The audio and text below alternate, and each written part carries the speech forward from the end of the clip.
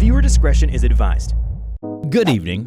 You are Commander Charlie Manning from MTF Zeta 29, correct? Yeah, unfortunately. Let's get right into it then. Can you tell me what happened with SCP-6096? We, got a call from the site director. She told us that 6096 was on the move, heading to some unlucky fellow. It was a kid. Couldn't have been older than 17 or 18. Matthew Donovan. I see. Please continue.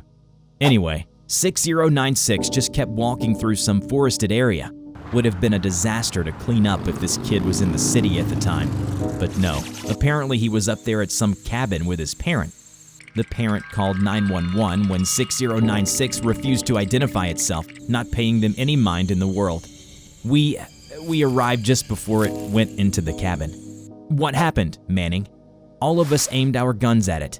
We hoped if we shot it on sight, we could beat its anomalous ability to prevent those who see it from harming it.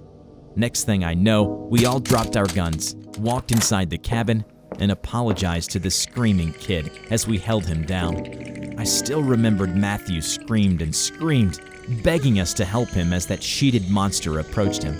I told him that everything would be okay, that it wouldn't hurt. God, why did I do that? Moments later, 6096 pulled him under its sheet, and we watched him struggle with 6096 for nearly an hour, put up a hell of a fight, and then gone. Just gone. I see. Look, can you help me get my memory wiped? I don't want to remember this stuff anymore. Denied. According to the guidelines of Zeta 29, you are tasked with SCP-6096 indefinitely. Hello everybody, I'm TheRubber. Today, we bring you SCP Foundation KETER Class Object SCP-6096. SCP-6096, also known as the Guest, is described as assumed to be humanoid. The reason for this is that no one has ever seen 6096's true form. The main body for 6096 is at all times covered by a large, white cotton sheet. What is known about its appearance is that it weighs around 100 pounds and is about 5 feet tall.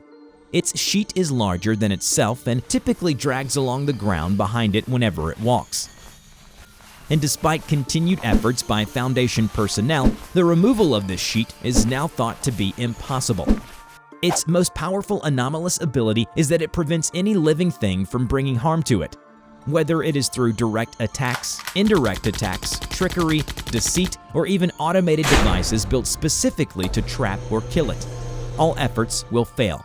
Thankfully, 6096 is not violent and does not attack indiscriminately. Many Foundation staff have remarked that it is actually quite docile and cooperative. What 6096 actually does is that it will target a human without any rhyme or reason from any location on Earth. Once it has located a preferred target, 6096 will calmly walk the distance to it without tiring. This is when its secondary ability will kick in. Anyone that lays an eye on 6096 while it is in pursuit of its victim will become aware of who the victim is, as well as where the victim is.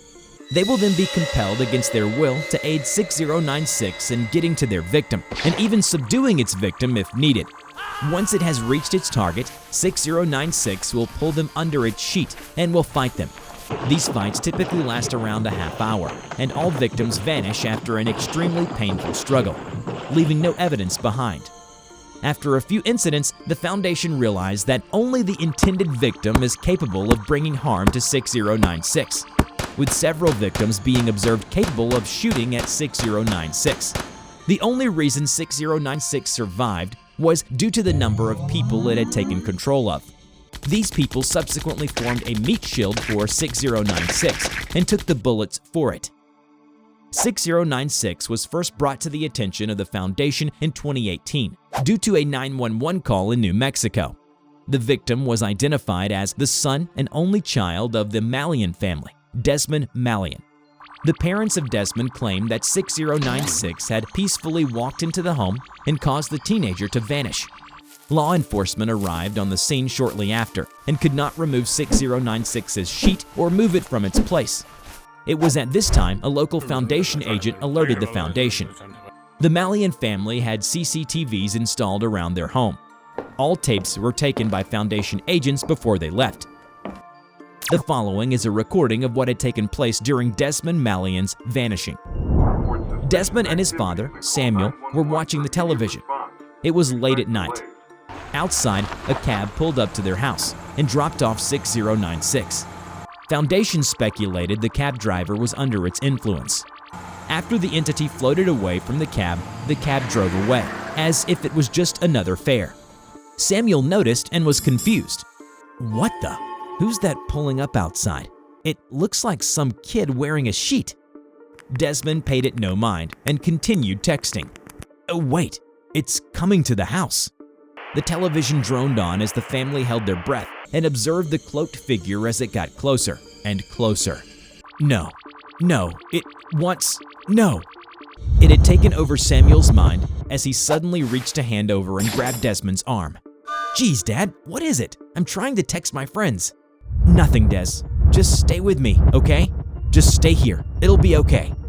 6096 now approached the door, and a soft knock was heard. It startled the family. Samuel shakily stood up. Stay here. I'll get the door. Samuel was visibly struggling with 6096's influence as he slowly trudged to the door and opened it. 6096 simply floated right into the house with ease. That Kimmy? What the heck is she doing dressed like that? Halloween was last month. Desmond tried to get up and approach the figure, but was pulled back down hard by his father. Ow, Dad, what gives? You're hurting me. Samuel began to break down and cry. I'm so sorry, son. Don't move, and it'll be okay. Everything will be okay if you just sit still. Samuel pushed him back down when he tried again to get up and held him down with his other arm. What are you doing? Stop it! Son, please, stay still for me. It'll be over soon, I promise. 6096 began to float its way over to Desmond. I love you, son. I love you so much, and I am so sorry. Just keep your eyes closed, and it won't hurt. Desmond began to violently thrash around in an attempt to escape. Samuel's grip tightened up as he began to sob. You're breaking my arms. Please, let go. 6096 reached Desmond. He was then pulled violently under 6096's sheet, feet first. Samuel watched, mouths opened, as Desmond wrestled with it under its sheet. It would appear that they were attempting to scream, but were unable to do so. Desmond then screamed loudly in pain as he continued fighting. His torment did not end for another 36 minutes, and then finally he vanished. No traces of him left anywhere in the house. Once it was over, 6096 returned to a docile state. It wrapped itself in the cotton sheet and sat down on the carpet, facing the television. Samuel staggered backwards to the far wall, continuing to face 6096, and called for emergency services on her cell phone. He then collapsed to the floor and curled up into the fetal position, seemingly in a state of shock. He occasionally rocked and was seemingly muttering until police arrived. Agents managed to talk it into being contained, where it now comes and goes as it pleases. The Malian family and police officers involved were amnestized after this event. A cover story about Desmond running away was then created. At the end of the transcription, the Foundation admits that it has no idea how long 6096 has existed. Soon after, a leaked message surfaced and shed light on the disastrous containment of 6096. Hello, you are receiving this because you have been inducted into this godforsaken task force. You will find alcohol in just about every cabinet in our little living area. No, this is not a joke. Neither is the unprofessionalism of this welcome letter. I am your commander, Charlie Manning, and the only reason I have kept this post is for two reasons. One, if I am removed from my post, it will count as harming 6096. Someone please tell me how that works. Second, because the O5 Council says so. You might wonder why in the hell we say that we have 6096 contained, when in reality we don't. That little cotton-sheeted freak just comes and goes whenever it wants. Oh, and if it wants to stay away from its containment room, all the best we can do is politely ask it to come home. Pathetic, isn't it? A task force that does nothing but watches it trot off to murder people. Just pray that you don't actually see it when it leaves. Otherwise, you'll end up helping it on its little trip. As your illustrious commander, all I can say is this. we can do nothing to stop 6096. Now, onto the business at hand. If containment is impossible, that just means we keep trying to kill it instead, no matter how impossible that sounds. And believe me, I know firsthand how impossible it really is. I've walked into 6096's chamber probably dozens of times with a loaded pistol. I held the barrel of that gun up next to its head, screaming at my hand to pull the trigger. I even asked an engineer to design a gun to go off with a timer as a camera would. Know what happened? That timer just kept on going and going. The gun only fired when I moved it away from 6096. That's the kind of creature we're dealing with. After thinking about it for a few years, I've worked out only 3 possible scenarios where we can actually beat this thing. The first is that we get the GOC to take a go at it.